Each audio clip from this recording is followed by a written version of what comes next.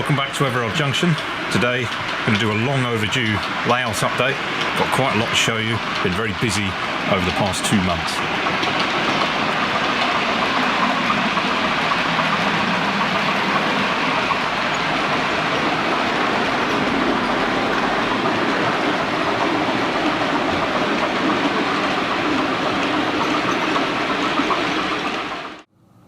So once I'd finished sorting out the last video where I added that third coach to the Class 205 Thumper, I decided to turn my attention to the station area, as it's something I've been wanting to work on over the course of the winter.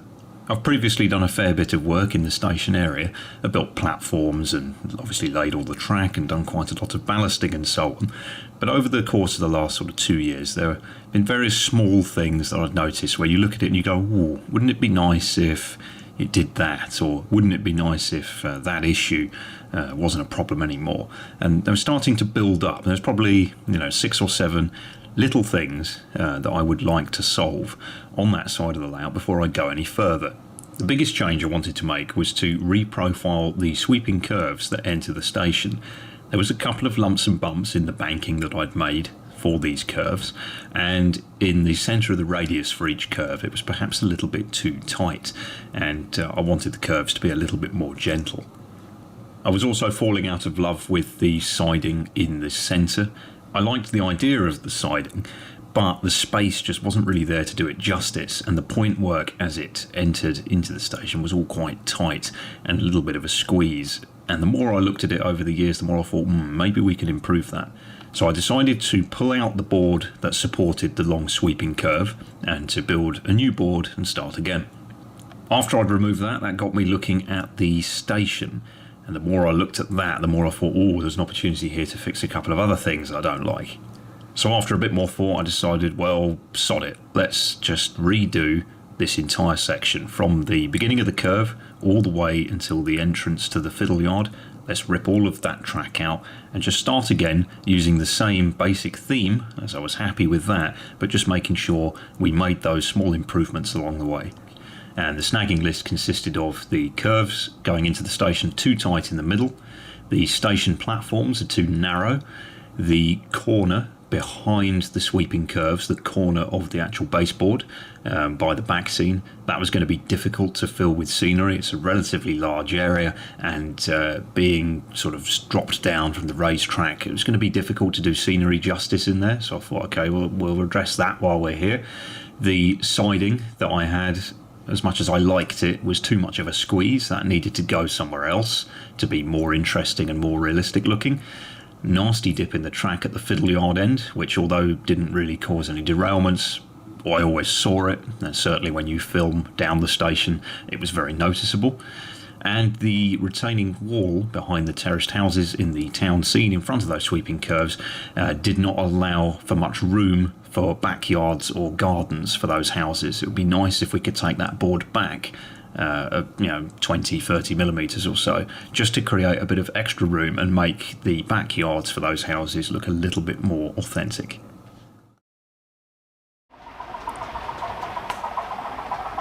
So starting from this line across here, you can just about see just there, that's where the baseboard joint is for the track in this section. I pulled all of that out and started again, so all of this track work and baseboard is all brand new. So the first thing that's allowed me to do is to reprofile the sweeping curves into the station, and this time I've taken a little bit more time over it and really made sure I've got it as good as I possibly can, and I've used various tools to achieve that, which I'll show you in a second. And I'm now really pleased with the nice sweeping radius of all 5 of the sweeping curves, and it looks a lot better than it did before.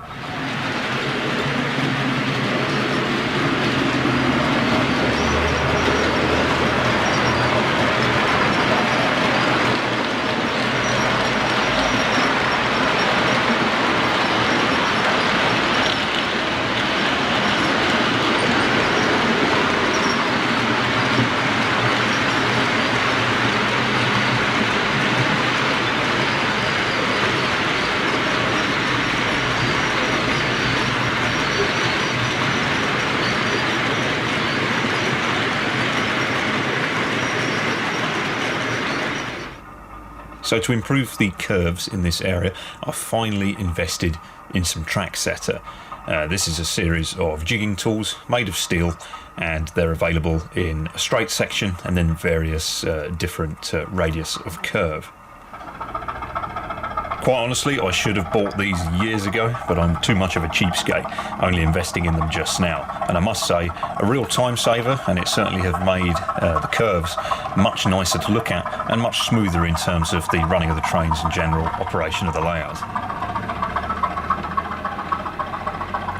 I first used it when I realigned the curve over on the branch line where it dives under the rest of the layout, and was really pleased with how easy it made laying the track and how smooth the curve ended up looking. So I've taken that one step further and done it to this curve here. The main reason for doing that was previously I aligned all of these curves by eye and by hand, and while it was okay, over the years I certainly noticed little areas that could do with improving, with the biggest issue perhaps being that in the middle, this section of the layout here, the curves were actually quite tight, and then towards the ends the curves were more gentle.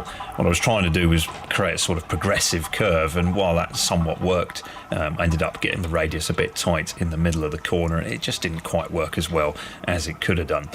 So instead this time I've used the Track Setter. Doesn't solve the problem completely. I can only use the Track Setter on certain curves due to the various sizes that are available. So some of the curves still have to be done by eye, but I can set that curve using a curve next to it that I've done with Track Setter. So a good example of that here, you can see this this track here. This was set using the 48-inch radius curve, and then I cut a few pieces of plastic, all of the same size, and wedged them between this rail and this rail to hold this additional curve at the correct radius around the curve I've already laid. And I did the same thing on these two outer tracks. This outer one here is a 60-inch radius curve, the most gentle curve that the Track Setter tools allow for. And then the inner curve, once again, I spaced it using some bits of plastic. I typically have my tracks quite close together, a more sort of realistic spacing. And because of that, there are certain things you can and can't do with the Track Setter range of products. But it really helps me get my eye in to really improve the appearance of this entire area and make things a lot smoother.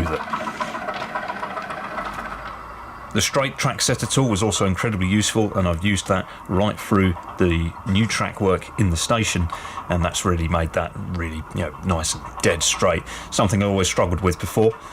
Also a large steel rule doesn't go amiss either, so I've used a combination of a steel rule and the Track Setter tool to make sure that all the track running through the new station area is nice and straight.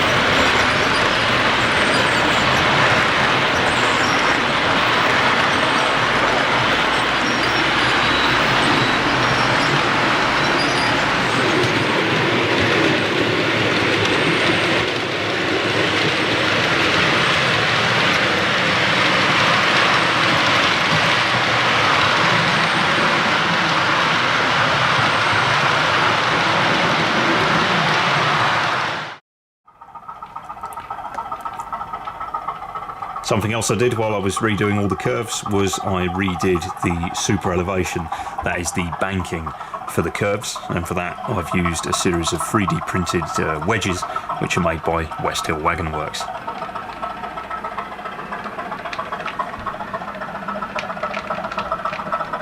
You don't get a huge number in the pack, I must say. You get 6 of each of the 4 different sizes, and it really doesn't go a long way. So I ended up buying an awful lot of this stuff to actually achieve what I wanted to do. But I must say, once installed, it is very effective. It starts off with some very small wedges, barely a millimetre in height, and then it gradually increases in height until you get to some wedges that are about 3 millimetres tall on the outside rail just there. and then I've continued those all the way around the corner before graduating back through the various sizes to get back on the flat and level again, where the lines run past the block of flats. I've used one for every 3 sleepers, and you can see how you really get through them when you've got several curves running across a large distance. In addition to doing all of that and fitting all of those, and then obviously the ballasting over the top of it, etc., I've also respaced all of the sleepers on the track as per the rest of the layout. Those of you who've been following the channel for a long time will remember when I originally laid the track here, it's all respaced. So basically what you do, and it takes forever and you lose your mind in the process, but you cut every single bit of webbing between every single sleeper out, which then makes each sleeper separated and can slide up and down the rails, and then using a jig I've been able to space them a more realistic spacing for 00 scale. It's worth mentioning that the Pico Bullhead range of track here comes with this sleeper spacing already from the box, so if you put it just straight next to regular Code 100 or Code 75 track straight out of the box, it does look a little bit weird with the different sleeper spacing. And of course the rest of my layout has the space sleepers, so when I relayed all of this I knew I was in for a massive session of sleeper spacing again, and it takes absolutely ages, but I must say it is worth doing it. But if I was to build another layout in the future, I would just buy the track from somebody like CNL Fine Scale, where it's already done for you. And then of course you can see those respaced sleepers running right the way through the station on both sides. As I say, nearly lost my mind doing it. Took a huge amount of time because you can only glue so many sections of track at a time, making sure everything's level and following the right curve. So laying all 4 of these curves probably took about a month. And then laying the branch line curve was a little bit easier because it could just be laid straight out of the box. Although I did take the trouble to cut each piece of the bullhead track into 60-foot scale lengths and then join them back together again, because that's how they are in real life. When I originally laid the track on this layout, there wasn't much in the way of jigs or tools to respace sleepers, but since then several products have turned up on the market, and what I went for this time was the sleeper spacing jig from Railway Laser Lines. I bought 2 of these ones. They sell a sort of small and a large. This is the large, and I purchased 2 of those because you can put one each side of the track, with the track running through the centre just there, making sure you get all of your sleepers nice and straight and in the right place with the more realistic spacing. Although I must say, obviously on curves, they're not particularly useful and only serve as a rough guide. So on the curves, it was still very much a case of having to do it by eye and by hand, but on the straight bits of the track, where it runs through the station, it was a lot easier, but it's still a very time-consuming process. There's lots of small little jobs to do now, of course. I need to realign this bit of retaining wall. You can see how it's not perfectly straight now along the edge of the baseboard, because originally this retaining wall was further this way. So there's lots of little bits and pieces to sort out. Of course I've got lots of weathering to do as well, tie the ballast back into the junction just there, make things look a little bit more blended in than that. But I am a big fan of having different colours and different ballasts all over the place, just like the real thing. So it's not a massive bother to me that certain bits of it don't match, because they never do in real life either. I've also used different colours of ballast on the different lines, so hopefully you can see the difference there, the branch line being a much more of a grey sort of colour, with the 2 lines just there on the inside having a bit more of a buff tone to the ballast. And then this bit of ballasting over here in the sidings, which I did last night and is still drying, you can see there's lots of different colours in there, and it's got a much more sort of aged, distressed look in there, with much more brown in the ballast as well. And then once that's all weathered, it'll look really good. Of course, we'll cover this in more detail in a future video, when I add lots of little bits of detail, grasses and bushes and things to represent a bit more of an overgrown, disused sort of affair, but that'll be for a future video. Despite moving all of the baseboard back by about 40mm or so and realigning the curves, they're actually more gentle than they were before, so everything is a little bit smoother and a bit more progressive, which I'm really pleased with, as I try and, certainly on the scenic parts of the layout, keep everything looking as smooth and gentle as possible, try and give it that authentic appearance. Over here in the background, which was previously just empty space, we now have some sidings. They're not huge, but I've done my best to take advantage of the space I have, and as you can see by the coach that's parked in the centre one there, there's enough room here to put some locomotives and a couple of DMUs. that's done a lovely job of filling up this back corner. Previously it was always going to be a bit of a challenge to try and get some nice looking scenery back there, and actually just taking the scene back like that with some extra track work and running the sort of wall of the top of a retaining wall around the back just there will be nice and easy to do, and it will look good. I didn't want to get too carried away with the track work and make huge long sidings. Again, space is always the enemy with a model railway, so I've deliberately used the large radius points, and we've got a nice gentle transition back out onto the main lines, and I've also put a little bit of a catch point or a head shunt just in there, as you would find in the real world. Over in this section at the back just there, you can see there's a temporary piece of track. There will eventually be a crossing in there. It'll be one of the Pico bullhead crossings, or rather the single slip, which will allow trains on those two outer tracks to gain access to the siding. And I'm eagerly anticipating those, and according to Pico at Model Rail Scotland, they were due in March, and I'm filming this at the end of March, so with any luck they should be in the shops very soon. Pico have been running full page adverts in various magazines, so that they can't be too far away, and I'm really pleased that they sort of put them back on the agenda. I was a bit worried last year with their summer announcement when they basically said the bullhead range of track was going to be on hold until further notice, but they've turned that around, and now the crossings look like they're going to be in stock very soon, so I'm really looking forward to putting those in place.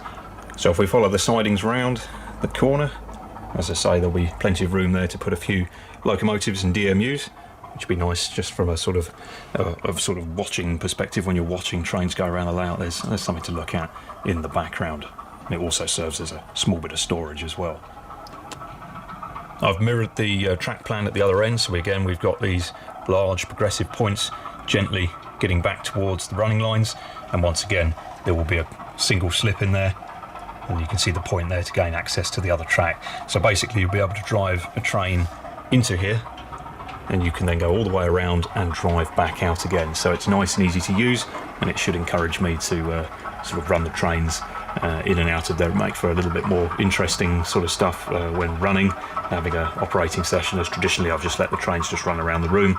Now I can do a little bit of moving in and out of the station.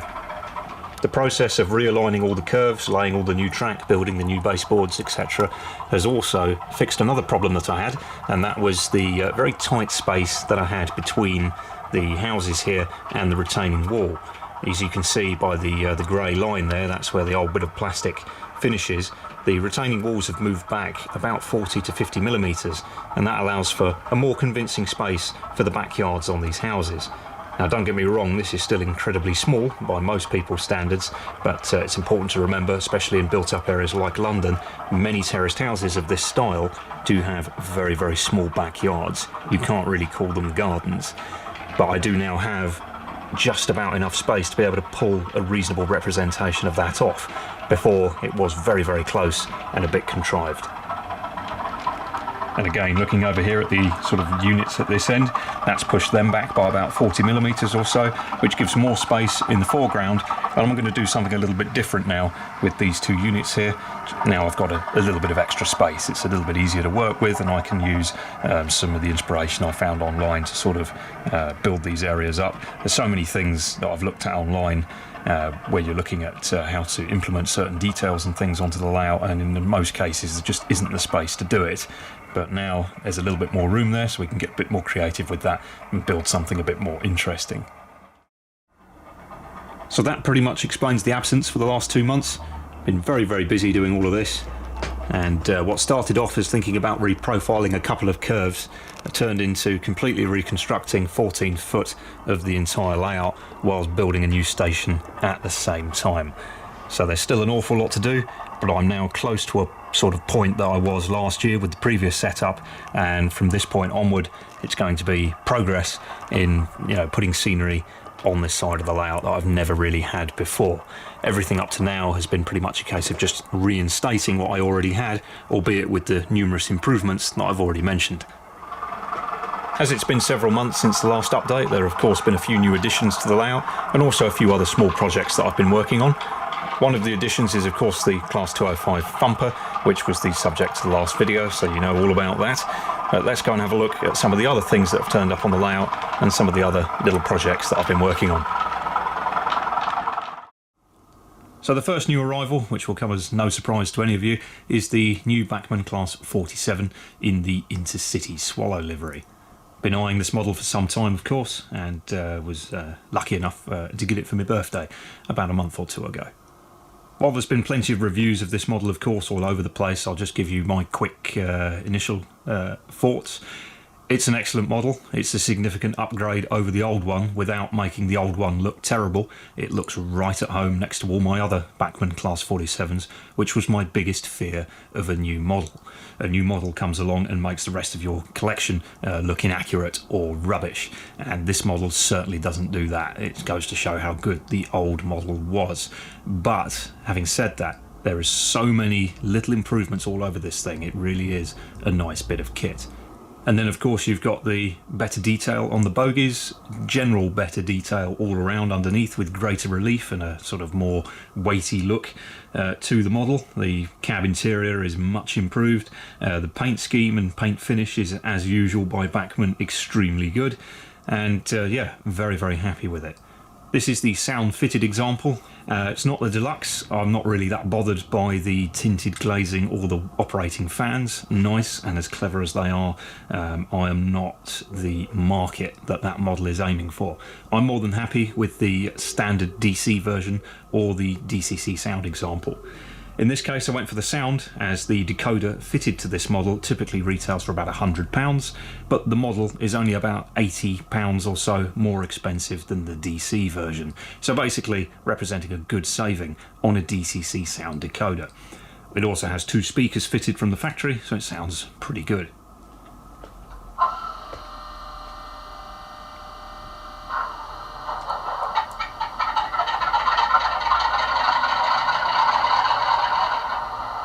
There's lots of other nice little touches as well. You may have noticed there how all of the headlights dipped slightly as the engine turned over and burst into life, just like it would on the real thing, and just like it does on your own car if you try and start the engine with the headlights on.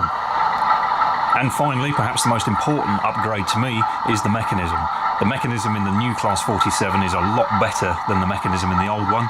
The old one was always a mixed bag. Sometimes you'd buy one and it would be absolutely perfect. Sometimes you'd buy it and it wouldn't be perfect at all. It'd make all kinds of horrible noises. The mechanism certainly in this one, really, really nice. And a little bit of extra weight has been added as well, so it's got a little bit more pulling power than the previous Bachmann Class 47s, although to me that was never an issue. They've always hauled all of my trains without any particular trouble. But yeah, a really nice general all-round improvement without making the rest of my collection of Class 47s look poor or in need of replacement. I can park them side by side and everything just looks nice.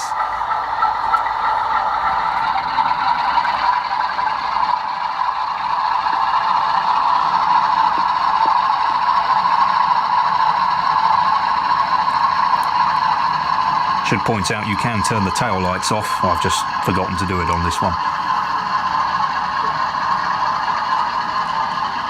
Looks right at home with the Bachmann Mark IIF coaches, which I've had for a couple of years now.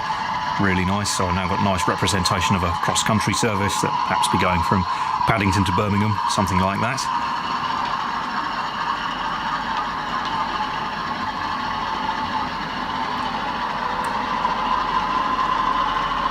And then bringing up the rear of the train, I've added the Intercity liveried brake coach, which these days is now eye-wateringly expensive. And I held off for a long time because I was just hoping it'd come down in price, but it hasn't really. So I finally bit the bullet and purchased one of those because I really did want one of those to complete that train.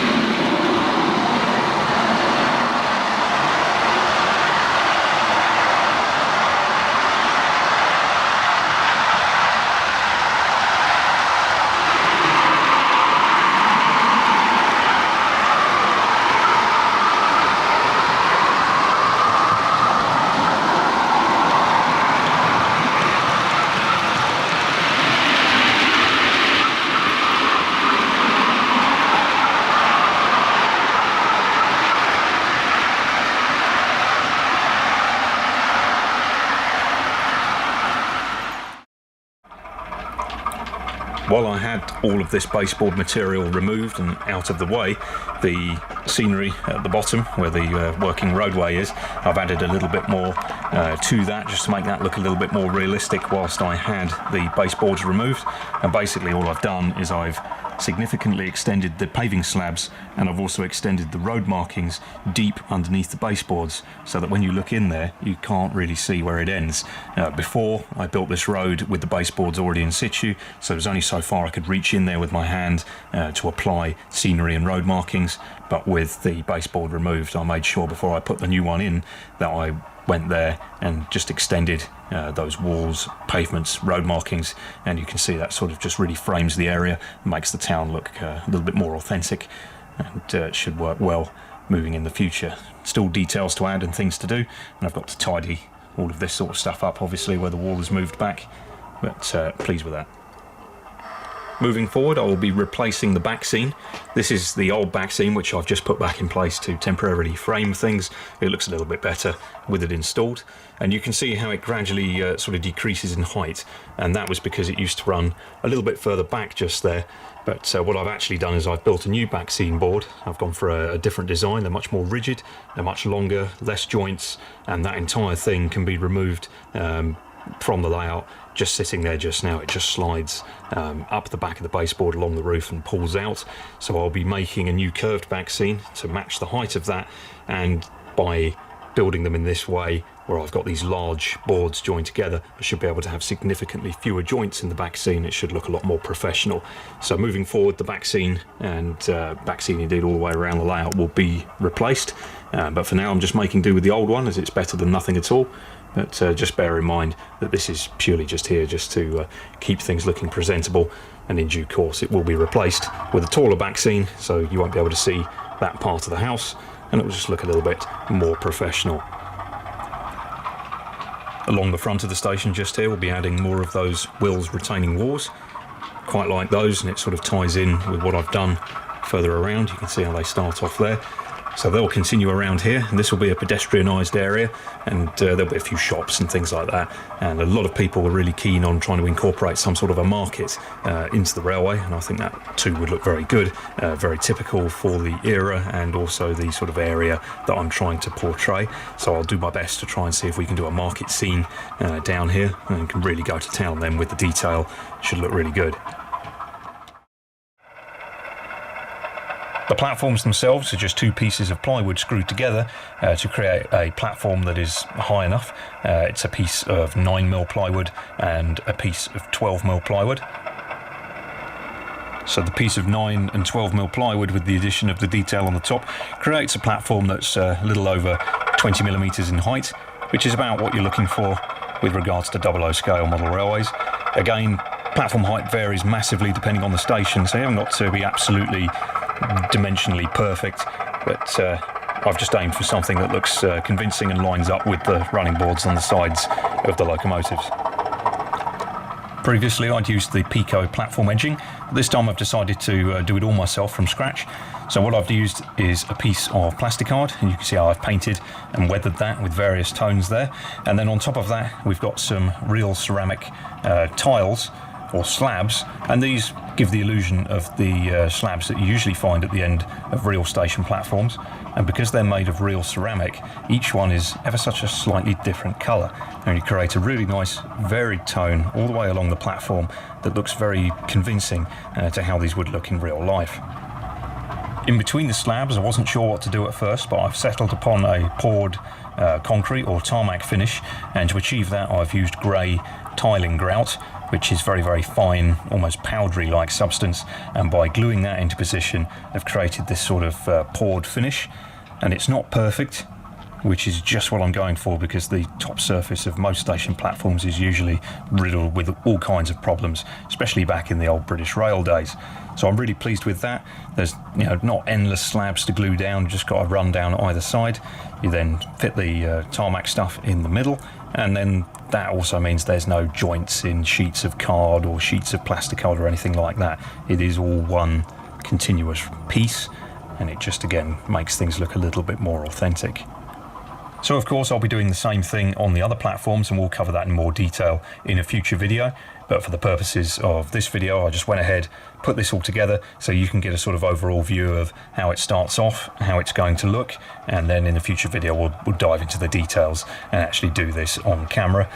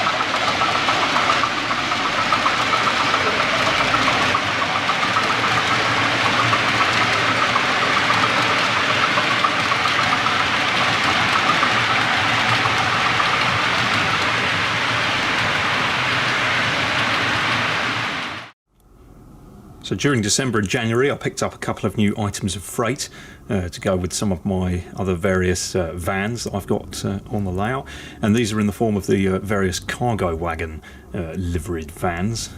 These first two have been knocking around in the model railway world for a very long time, and I've always been tempted to add them to the collection, but for whatever reason I never did get around to it, despite them being very common during the 1980s.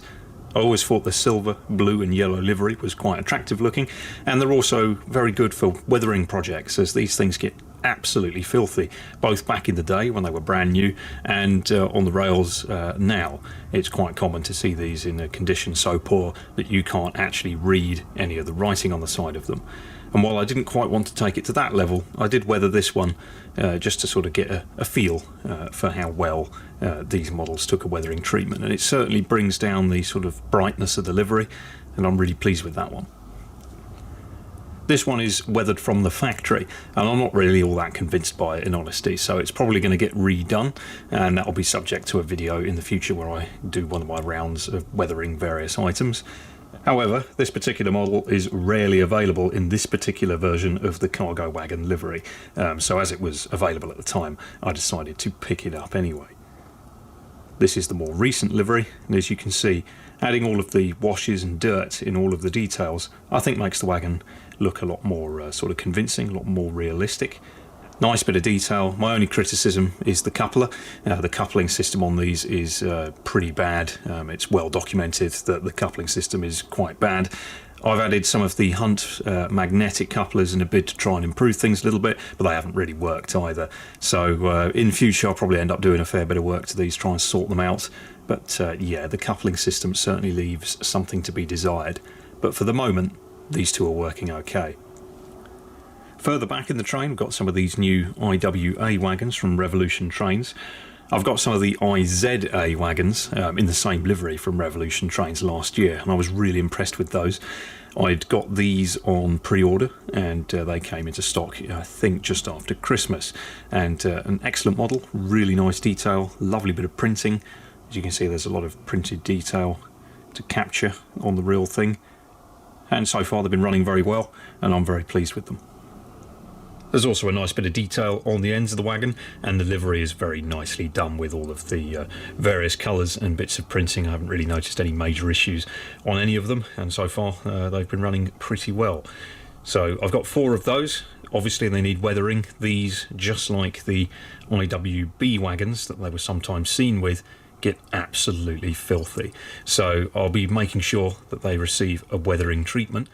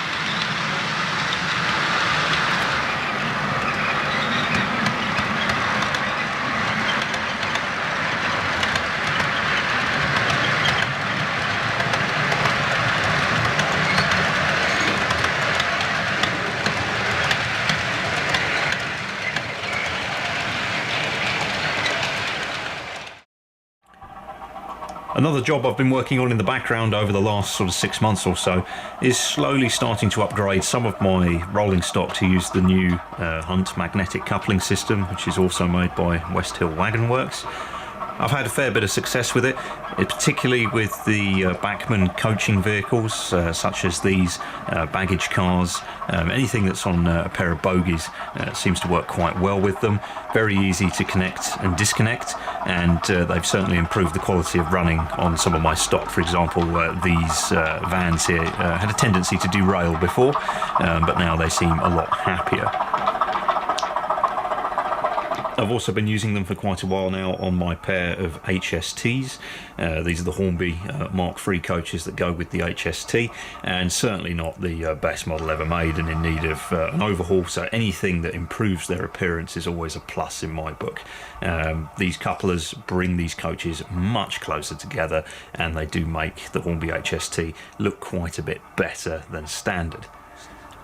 With regards to freight stock, I've had mixed success. For example, these Hornby ballast hoppers are particularly prone to derailment with these couplers fitted, and that's still something I'm working to resolve currently, so you won't be seeing this train running during this video. On other items of stock, such as these Bachmann SSA scrap wagons, I've had some really good success. This is the pivoting version of the coupler, due to the older style of coupling that these wagons come fitted with as standard. And they've worked really well, and it's transformed these. They run really nicely. Very, very pleased with those. I've also fitted them to various other wagons, and again, mixed success. Sometimes they have a tendency to just pull out of the socket, so a lot of the wagons I've had to actually glue them in on a permanent basis to stop them just pulling out of the NEM sockets. And occasionally the magnets can sometimes come unglued from the 3D printed casing. So a bit of a mixed bag when it comes to freight stock, but with passenger stock I've been very impressed. So a handy tool to have in the toolbox, most certainly. Not the ultimate solution for everything, but I'm certainly glad they exist.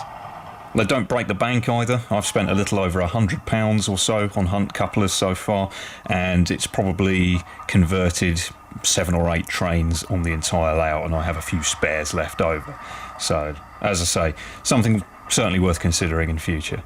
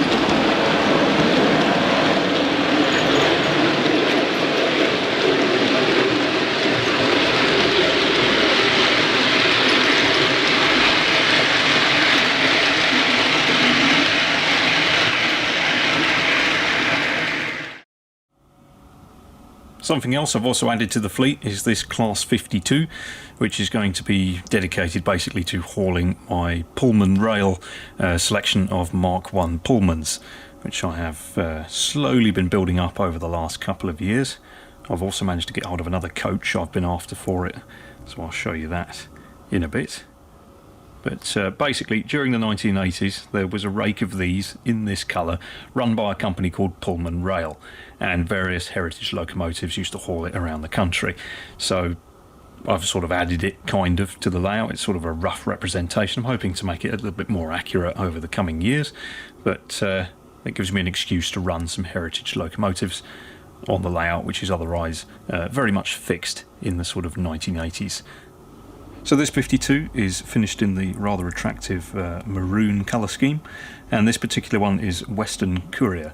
And I changed the name and number on this one to Western Courier because during 1990 Western Courier was preserved, it was in this colour, and although it wasn't mainline registered, it did exist, so it gives me justification to put it on this layout.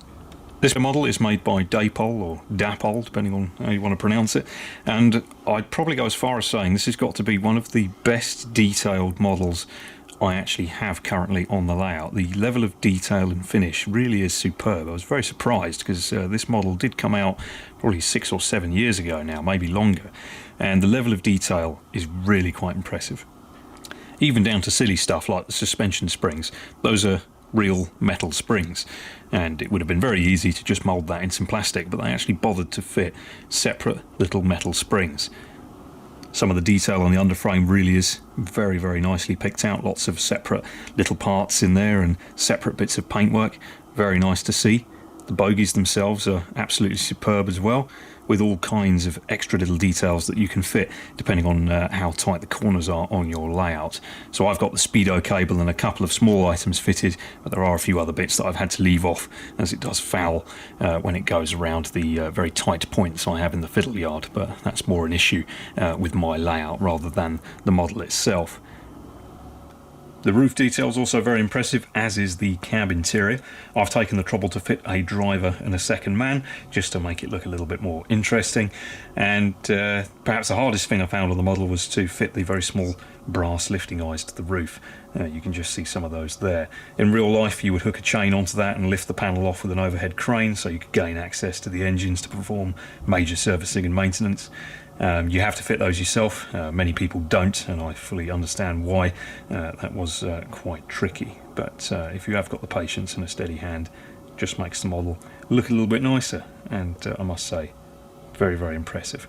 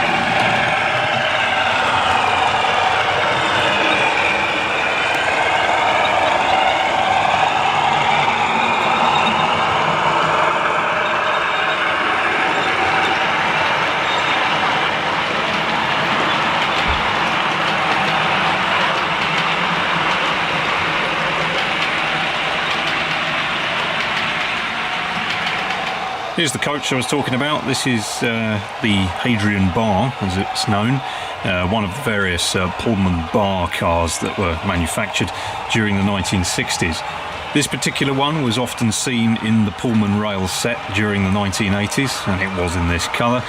So that's something I'm going to add to the train, remove the pair of kitchen cars I've got in there at the moment, and replace them with this.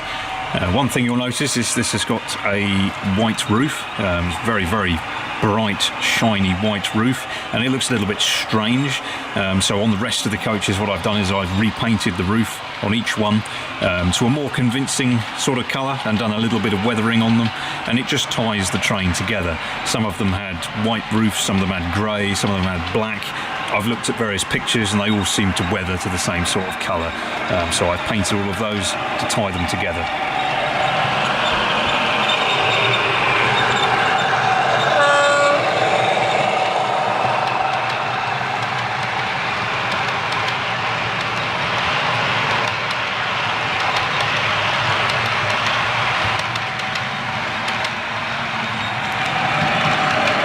I'll cover that in more detail in one of the future weathering videos that I plan to do, but you can see there how the train Just looks a little bit nicer with all the roofs being the sort of same sort of colour, with those subtle weathering tones giving everything a bit of age, rather than this bright, almost fluorescent sort of white colour.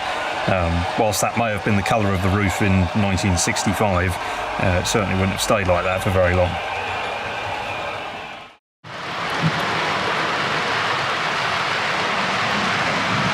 So there you go, that pretty much concludes the update. I'll be back as soon as I can when I've made some more progress, but what I'll be able to do now is break some of this section down into smaller chunks and focus specific videos on specific areas rather than just trying to get a working layout again.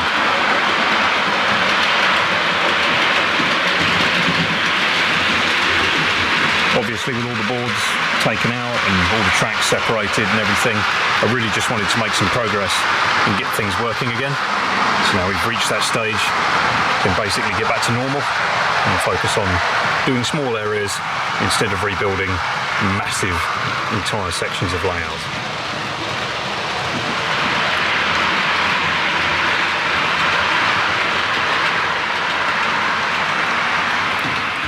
So I hope you enjoyed that, and I'll be back soon doing some more ballasting and weathering in this area, and with any luck those crossings will turn up and I'll be able to get those sidings actually fully working and integrated to the rest of the layout.